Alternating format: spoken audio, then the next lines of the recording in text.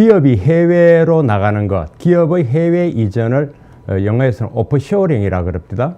쇼어, 그러니까 뭐 해변 이런 거고, 오프 떨어져 나간다 이런 거고. 반면에 해외로 나간 기업을 불러들이는 거, 국내로 자국 내로 끌어들이는 거를 오프쇼어링의 반대로 리쇼어링, 혹은 뭐 쉽게 더 흔한 말로 유턴, 이런 말을 많이 하죠. 그래서 유턴 기업, 해외에 진출했다가 들어온 기업을 유턴 기업이라고도 하고, 해외로 진출하는 오프쇼어링의 반대로 다시 한번서 리쇼어링이라고 합니다. 우리 국내에서 일자리가 많이 생기지 않는다. 또 일자리가 뭐 기업들 성장이 정체가 됐다. 그 다음에 위축돼 있다. 어려움이 있다. 이러면서 기업을 유턴시키자 하는 그런 얘기가 많이 나오죠. 이건 물론 한국만의 얘기는 아닙니다. 전 세계가 요즘 투자 경쟁, 일자리 전쟁이죠. 성장에 막 올인하는 아베 같은 경우 그 장기 저성장에서 벗어나기 위해서 뭐 가히 아베의 세계 화살을 쏟아할 정도로 모든 전력을 기울이고, 트럼프 보십시오. 보호무역주의라는 온갖 욕을 듣고 비판에도 불구하고 일자리를 지키고 일자리를 만들기 위해서 국내로 기업을 유치하는 겁니다. 국내 기업 유치는 물론 두 가지 방법이 있습니다. 외국 기업을 잘 이렇게 프레젠테이션에서 끌어들이는 방법이 있고, 자국 내 기업을 뭐 애국심까지 포함해서 다양한 이유로 도로 되돌려오는, 말하자면 되불러들이는, 그 이제 아까 말한 리쇼어링 혹은 유턴 기업 하는 그 두 가지 방식이 있겠습니다. 국내 기업이 나가지 않도록 잘 지키는 것도 중요하고요. 나간 기업을 끌어들이는 것도 중요합니다. 미국 같은 경우는 그 두 가지를 확실하게, 트럼프 정부는 뭐 확실하게 하는 것 같습니다. 우리도 종종 힘들고 이러니까 성장의 엔진을 마련하고 일자리를 더 만들기 위해서 기업의 리쇼어링, 유턴 기업을 늘리자, 이런 얘기가 뭐 시도 때도 없이 뭐 너무나 많이 나옵니다. 국회에서도 물론 그런 얘기하고, 정부에서도 이야기하고, 언론 캠페인에서도 이야기합니다. 재계에서도 기업 유턴하게 좀 하자. 그래야 일자리가 국내에 생기고 세금도 내고, 또 해외까지 나갔을 때는 꽤 의지 있는 기업인들이니까 잘할 것이다. 그런 겁니다. 그래서 해외 기업이 얼마나 나갔는지, 유턴 시키려면 얼마나 많은지 제가 그 자료를 하나 봤습니다. 한국경제개발원, KDI죠. 우리 국책연구기관, 즉 정부가 설립한 연구기관 중에서 제일 뭐랄까 마티형격이랄까요? 제일 큰 형격이랄까? 제일 뭐 권위가 있다면 다른 연구기관이 좀 섭섭하겠습니다만, 하여튼 오래되고 한국의 성장 개발기 개발 모델을 짜고 한 KDI죠. KDI 한 연구위원이 한 그 조사한 걸 봤더니, 우리나라 기업이 해외에 지금 나가 있는 우선 기업 숫자가요. 물론 KDI가 이제 코트라 해외 그 무역투자공사 우리 코트라의 자료를 인용했습니다만은 몇 개나 될 것 같습니까? 1000개요? 100개? 1000개? 10,000개가 넘습니다. 우리 기업이 해외 그 정도로 저력이네요. 숫자가 굉장히 많습니다. 11,000 몇백 개더라고요. 보니까 11,953곳, 11,953곳, 거의 12,000개나 되는 거죠. 굉장히 많죠. 그러면 12,000개나 되는, 11,953개나 되는, 요게 작년 6월 말 코트라 집계입니다. 어쨌든 가장 최근 집계인데, 12,000개에 달하는 우리 국내 해외 진출 기업이 해외 현지에서 고용하고 있는 고용 인력, 근로자가 몇 명쯤 될 것 같습니까? 한번 해보십시오. 10만 명? 100만 명?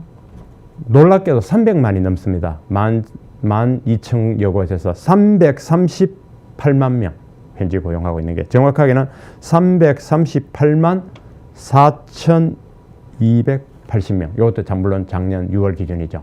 338만 4천 명이면 대단하지 않습니까? 평균 딱 나눠보면 한 개 기업에서 평균 300명은 고용하고 있다는 얘기인데, 자, 여기에 이제 우리가 앞으로 생각해 볼 묘수가 있는 겁니다. 기업을 유턴시키면은 굉장한 효과가 있다. 지금 KDI 연구 보고서 낸 것도 바로 그 내용입니다.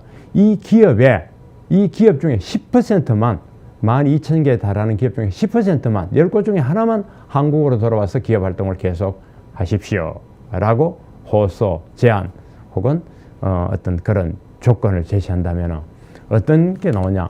10%만 해도요, 10%만 해도 무려 34만 명의 일자리가 국내에 들어온다. 단순히 계산하면 그렇게 되는 거죠. 그러면 지금 청년 실업의 공식 숫자입니다. 물론 공식 숫자인 청년 실업의 60몇만이 되는 거죠. 지금 국내 청년 실업자 공식 실업이 46만 원 나오니까, 뭐 물론 실제 실업 상태에 달하는 경우는 우리가 100만이라고도 쉽게 말하고 100만 이상이라고도까지 말하지만 어쨌든 공식적으로 나온 실업 통계 청년 실업 20대 청년 실업이 46만 7천 명이니까 46만 7천 명의 60%를 해결할 수 있는 수준이 된다 하는 겁니다. 10%만 놔도요. 대단하죠. 그래서 이제 그래서 뭐 법도 있습니다. 유턴 기업 지원법 해가지고 들어오면 소위 엑소더스 한국에서 나간 이유가 뭐 여러 가지겠습니다. 한국의 분위기가 싫어서 이 반기업 정서가 그 다음에 기업을 보는 그 눈이 싫어서 나가는 사람도 있을 것이고 인건비가 너무 비싸다. 혹은 한국에 뭐 입지가 너무 좁다든지 땅값이 너무 비싸든지 전기료는 어떻다든지 뭐 무수한 이유가 있을 겁니다. 기술과 시장이 어떻다 시장을 보고 나간다든가 그 이유는 무수하게 물론 많겠습니다. 그래서 유턴 기업 지원법이라 해가 지금 만들고 지자체도 자기 고향 출신의 기업들 유턴 시키려고 나서고 뭐 온갖 노력은 하고는 있습니다. 이제 온갖 노력이 그 노력의 정도가 과연 어느 정도냐? 얼마나 진지하게 제대로 진심으로 우리가 기업이 꼭 필요한 걸 제시하면 하느냐. 이게 이제 물론 관건이겠습니다만 어쨌든 노력을 하고 있는데 인센티브 사소한 거 이런 거로는 거의 어쨌든 현재 약발이 먹히지 않고 있다 하는 이게 이제 지금 안타까운 현실입니다. 보면은 2013년도에 유턴 기업 지원법이라고 만들어졌습니다. 만드는데 얼마나 들어왔겠습니까? 지금 아까 12,000개에 달하는 해외 나간 기업 중에서 국내로 되돌아와서 내 고향, 내 조국에서 한번 해보겠다. 2013년 유턴 기업 지원법이 만들어진 뒤에 들어온 기업 몇 개나 되겠습니까? 13,000개, 10%도 어림도 없죠. 100개? 고작 한 30개 들어왔습니다. 한 30개. 그것도 들어와서 보니까 현실과 달라서 아마도 투덜투덜하고 있을 그런 건데 13,000개, 12,000여 개, 12,000개 육박하는 기업이 나갔는데 한 30개 정도 겨우 육박 국내에 들어왔다 하는 겁니다. 더구나 이제 그 해외 나간 기업들의 한 85%가량이 84~85%가량이 대부분 제조업이라니까 그 이제 고용 인력도 굉장히 많은 거고 그렇습니다. 물론 이제 싼 인건비로 갔다든가 구조적인 문제가 있기 때문에 거기서 다 되돌아올 이유는 없는 거죠. 여건도 안 되고 그거는 이제 국제 분업 체계와 그 여러 가지 밸류 체인이라든가 그 기업의 전략 경영 상황 볼 때 많이 돌아오기를 기대하기는 힘들 겁니다. 그러나 좀 마지널한 선상에 있어서 막 인건비가 조금 더 들더라도 한국에서 해볼 만하다든지 내가 좀 다른 비용이 들더라도 한국에서 기업인을 존중해주고 기업가를 존경해주고 참으로 보람 있다면 오겠다. 저는 이런 기업이 또 굉장히 많을 거라고 봅니다. 유감스럽게도 안타깝게도 무섭게도 그렇지 않다는 거죠. 현실이. 법만 덩그러니 만들어놨을 뿐 그렇지 않다 이런 얘기입니다. 그 한국에서는 보면 기업 활동이 잠재적 범죄화 최근에는 그렇습니다. 잠재적 범죄 활동으로 규정해 놓고 있는 겁니다. 기업을 감시하고 감독하는 감독은 좋습니다만 감시하고 막 그렇게 사찰 비싸게 하는 최근에 상법 개정을 보십시오. 그게 법 만들어 가지고 기업 경영권을 뭐 내주자는 그런 거 아닙니까? 그리고 세계에서 손꼽히는 한국 최고의 기업에 지금 총수가 덜커덕 잡혀 들어가 있는 이런 상황이니까 겁나고 무서운 거죠. 한국에서 기업 조금 잘못했다가는 정치권에 너무 가까워도 문제, 멀어도 문제.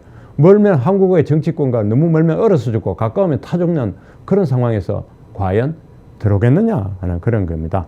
유리 없는 반기업 정서 뭐 그런 것들이요. 반시장적 정책, 반시장적 어떤 그런 법률 그런 겁니다. 그래서 뭐 심한 경우는 기업가들은 그 교도소에 담벼락 위를 걷는다는 거예요. 한 발 잘못 디디면 교도소 아니고 잘못하면 안전지대다. 이런 말도 나오는 겁니다. 그래서 대기업 아까 말씀드린 대로 최고 굴지에 세계 손꼽히는 기업 CEO가 지금 잡혀가서 수감되어 있는 거고요. 뭐 상법이다, 공정거래법이다 개정될 때마다 기업을 옥죄고 경영권을 아주 부도덕한 자체로 기업에서 일자리가 나오고 거기서 부가 창출되고 신기술이 나오고 우리의 문화예술 우리가 보십시오.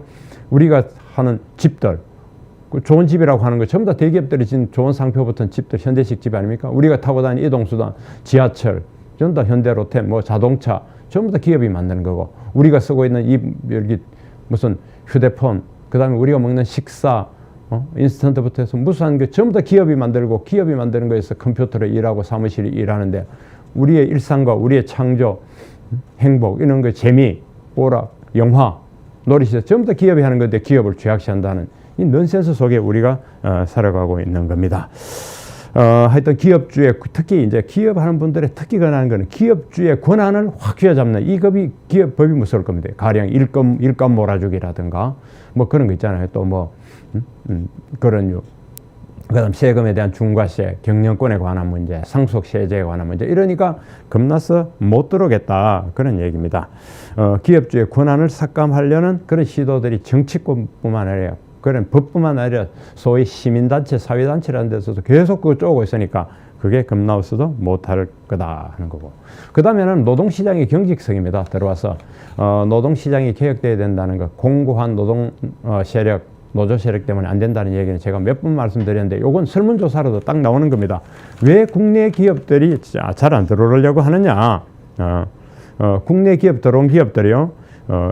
국내 복귀에서 가장 애로점이 뭐냐라고 그 KDI 연구자가 설문조사를 해봤더니 노동시장이 너무 경직돼 있다. 즉 한 번 고용하면은 정년퇴직까지 절대 뭐 해고 못한다.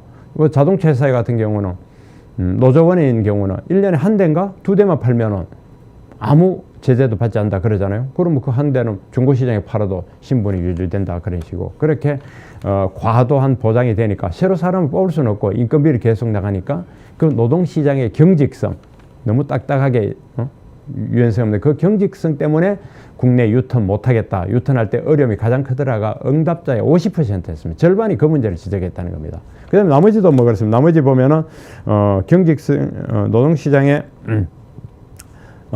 그런 문제가 있고 인건비라든가 자금시장의 어려움 뭐 그런 것들이 많습니다. 어쨌든 우리가 유턴 기업들이 어렵다는 것들은 우리가 문제 제기한 그런 문제 평소에 환경 등의 이제 문제 제기한 그런 것들이 그대로 다 들어가 있는 거예요. 그대로입니다. 이런 근본적인 규제 철폐, 세제에서 뭐 말하자면 세금 감축, 온갖 규제 혁파 이런 거를 빼놓지 않고는 도무지 아무리 법 만들어가 유턴 기업 지원법 뭐 원스톱 서비스가 어떻고 전담 부서를 둔다, 전담 팀을 둔다, 유턴 기업의 애로점 전담 공무원을 둔다 이게 전부 다 헛구호에 그칠 가능성이 크다 그런 얘기입니다. 우리가 예를 들어 뭐 파견 노동 근로자 보호법 뭐 이런 것도 하려 해도 지금 법이 전부 다 안 되거든요. 입법도 안 되고 하니까 경제민주화의 깃발 아래 그 수많은 참 그 기업 옥죄는 법들이 있는 한은 기업은 돌아오지 않을 것이다. 오히려 돌아오기는커녕 10% 돌아오기는 그냥 국내 기업도 호시탐탐 표현이 제가 좀 뭐 그렇습니다만 하여튼 틈이 있으면 어디 나가서 좋은 기업하기 좋은 환경이 없냐 이거 찾아 나섰을 겁니다. 미국 같은 데도 가보면 주지사가 나와서 막 식사 대접을 하고 투자하는 사람 그렇게 해주잖아요. 그러니 지금은 그동안 중국에 많이 나왔고 아마 중국, 베트남 정도가 가장 많이 나갔을 텐데 그 뭐 예를 들어 영원 무역 이런 거 보면 뭐 무슨 방글라데시 이런 데 가서 최고의 그 대접을 받고 대접이 꼭 좋아서 그렇겠습니까? 대우를 받다 보면 프라이드가 생기고 그거 좋은 환경인데 그 오겠느냐 이런 얘기죠. 그렇습니다. 이런 상황에서는 기업의 그 회기를 우리가 도모하기는 굉장히 어렵다. 그렇습니다. 해외로 나가는데 수익도 넣고 대접도 받고 앞으로 성장성도 더 있고 뭐 그다음 경영권 안정성이라든가 승계 이런 문제 더 있다면 해외로 점점 더 나갈 것이다. 리쇼어링 유턴 기업이 아니라 오프쇼어링이 오히려 가소가 될 거다 그런 얘기입니다. 더구나 세계에 나오면 지금 글로벌 망이 뭐 워낙 잘 돼가지고 꼭 한국에 있을 이유도 없는 겁니다. 이런 상황에서는 한국의 그 기업들을 막을 수 없다. 이런 환경에서는 막을 수가 없다 그런 얘기고요. 아까 제가 설문 중에서도 하나 그 노동시장의 유연성 50%는 제가 숫자를 잘못 본 거 잘못 기억한 것 같습니다. 전체적으로 50%라는 것은 우리 국내 유턴 기업들이 국내에 들어와서 봤을 때 만족하느냐 했더니 만족하지 않는다는 비율이 50%였습니다. 제가 여기 메모한 거 보니까 50%가 만족하지 않는다는 거고 만족한다는 비율은 23%. 그러니까 4개 기업 중에 한 곳 정도는 유턴해 왔더니 괜찮더라. 이 정도면 괜찮다 해서 만족하고 2곳 정도는 만족 못한다. 4곳 중에. 그 다음 한 곳 정도는 뭐 좀 유예한 그런 상황입니다. 복귀 후에 그러나 그럼 뭐가 가장 어렵더냐? 복귀 후에 그거 봤더니 그 비율은 역시 아까 말한 대로 비율은 제가 정확하게 기억 못하겠습니다만 하여튼 노동시장의 유연성이 어쨌든 가장 큰 문제로 되고 그 다음에 한국 국내 인건비가 높다는 거 이것도 뭐 노동시장의 유연성만큼이나 이미 인건비가 너무 올랐다 이런 응답도 있고요. 뭐 자금 조달이라든가 그 다음에 세제 지원이 너무 부족하다 이런 얘기입니다. 우리가 중국이나 베트남 이런 데보다 인건비가 높은 건 사실일 겁니다. 인건비 이걸 갑자기 낮추기는 어려우니까 그런 인건비의 어려움을 높은 그 고충을 다른 인센티브로 커버를 해주면 되는 거죠. 그게 바로 규제 혁파라든가 기업가에 대한 디그니티 자긍심을 높여준다든지 뭐 규제하고 자꾸 간섭하기보다는 자꾸 지원해주고 박수 쳐주는 뭐 그런 분위기라야 돌아와서 일자리도 만들고 투자하지 않겠느냐 하는 겁니다. 제가 볼 때는 자잘한 인센티브보다 큰 틀에서 그 반기업 정서를 떨쳐버리고 기업 칭찬 정신 박수 쳐주는 그런 분위기가 돼야 들어오지 않겠느냐 그렇게 했습니다. 많이 불러드리고 싶지만 실제로 잘 안 들어온다. 그리고 안 들어온 이유는 우리가 봐도 충분히 이해할 수 있는 그런 상황이다 하는 그런 얘기입니다. 이런 식으로 하다가는 리쇼링, 유통기업 내리기보다 오프쇼링, 도망가는 기업들이 아마 더 많아질 것이다 하는 그런 우려와 안타까움을 갖고 있습니다. 획기적으로 뭔가 획기적으로 바뀌어야 되겠다 하는 생각이 또 듭니다. 자, 신문 보시겠습니다. 역사의 이날은 과연 어떻게 기억이 될까요? 3월 10일 금요일 한국경제신문입니다. 2017년 3월 10일 금요일 역사의 기록되는 날이죠. 일면 제목은 법치 시험대에서다 이런 제목을 뽑았네요. 물론 탄핵심판 그거의 얘기입니다. 오늘 11시 그러니까 3월 10일 11시 탄핵심판 선고가 된다. 헌재 결정 이유가 더 중요하다. 국론통합에 국은 달렸다. 또 한경도 똑같이 틀에 박힌 국론통합 이야기를 제목에 뽑았네요. 이 기사는 계속 2면 3면 넘어가면서 있으니까 보기로 하고요. 코스피가 아무리 폭락해도 손실 20% 미만인 ETN 나온다. ETN이라 하면은 여기 써놨죠. 상장지수증권. 특정 지수를 따라 수익률이 달라지는 파생계약 증권, 주식, 채권, 원자재 등에 투자해서 해당 상품이 오르면 수익률도 그만큼 올라간다. 상장지수 펀드, 즉 ETF처럼 자유롭게 사고 팔 수 있다. 세계 경제 금융 컨퍼런스 한경TV가 주관했죠. 저희 같은 그룹 계열사인 트럼프 한국 무역 제재 가능성 높다. 아이캔 버클리대 교수의 전망입니다. 막 오른 삼성 재판 이재용 측 변호인단 특검 공소 사실 모두 인정 못하겠다 그렇게 했습니다. 이재용 부회장 변호인단 얘기입니다. 그럼 특검이 과연 여기는 또 어떻게 할는지 모르겠네요. 미국 유엔 대사 김정은은 비이성적인 사람이다. 미국의 그 비판이 점점 고조되고 있습니다. 니키 헤일리 유엔 주재 미국 대사 이 여성입니다. 유엔 본부에서 안보리에서 북한 미사일 관련 후 기자회견에서 북한을 어떻게 다뤄야 할지 모든 가능 옵션을 검토하고 있다면서 이렇게 말했습니다. 이면 현재 오늘 탄핵 심판 선고했네요. 모두가 숨죽인 시간 오늘 아침에야 최종 결정문이 완성되게 돼 있다. 선고 전날 현재 극도의 보안 속에 평의 여부 비공개 기자회견 생략 6대2냐 5대3이냐 들끓는 썰 찌라시도 돌고요. 지부 이정미 재판관도 통진당 해산에는 찬성했다. 재판관 성향으로 결과를 예단 못한다 했네요. 이번에는 하여튼 중요한 거는 모든 재판관이 자기 실명이 기록에 다 남습니다. 그리고 공개가 됩니다. 그래서 누가 어떤 결정을 내는지 우리가 알 수가 있는 거죠. 국민들이. 3면 오늘 현재 탄핵심판 선고 계속 이어집니다. 어떤 결과 나오든 승복하자 일부의 주장을 여기 크게 뽑았네요. 분열과 갈등의 종기불식자락을 3면 제목으로 뽑았습니다. 현재로 몰려가는 태극기 촛불, 경찰, 버스 360대로 철통 경계했었다. 서울경찰의 갑포 비사령령이 내려졌다는 얘기가 있고요. 청와대는 침묵 속에 대선 주자들 포스트 탄핵 구상을 하고 있다고 되어 있습니다. 4면 오면은 그냥 크게 보겠습니다. 세계 경제 금융 컨퍼런스 하는 거. 경제마저 정치화된 한국. 4차 산업혁명 경쟁에서 뒤처지고 있다를 제목으로 뽑았고요. 불확실성은 리스크자 기회 요인이다. 뭐 등등 이런 제목을 뽑았네요. 오면도 비슷한 얘기들입니다. 뭐 한번 보실까요? 교역, 안보 이런 걸 제로섬이 아니라 위닝 게임이다. 아이캔 그린 UC 버클리대 교수 얘기를 여기도 많이 썼네요. 미국과 중국에 낀 한국은 적극 설득을 하라.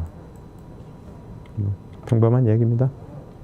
정치면 월급 올려주겠다는 대선 주자들 믿어도 되나? 이랬는데 너도 나도 비정규직 중소직원 처우 개선 약속을 했는데 동일노동 동일임금 실현이 과연 될 거냐 하는 그런 얘기.